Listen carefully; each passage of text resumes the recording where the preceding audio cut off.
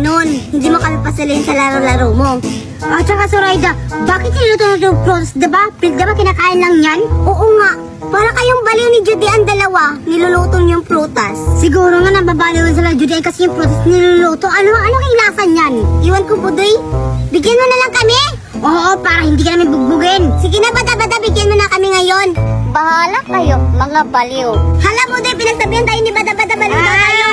Baliw pala, ha? Hindi mo tayo kapitan mo yan, ikaw, ha? Baliw pala? Sikoy mo yan lang.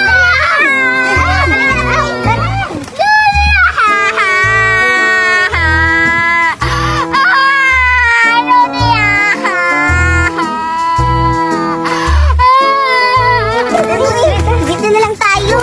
Sige. Teka lang, Budoy. Bakit pinag-barbecue nila itong pagka-prutas? Iwan ko sa rin. Siguro nagbabalo na sila dyan. Siguro tikman natin sa rin kung masarap pa nga. Sige, ikaw na, Budoy. Ito yung titikman ko. Masarap pa, Budoy? Ang sarap sa rin. Tsaka, ngayon ako nakatigam yung prutas. Binabarbecue nila. Tikman mo. Sobrang sarap. Ah, ganun ba, Budoy? Masarap? Sige, titikman ko na, Budoy. Ang sarap. Tikman mo na, bilisan mo na. Ito lang.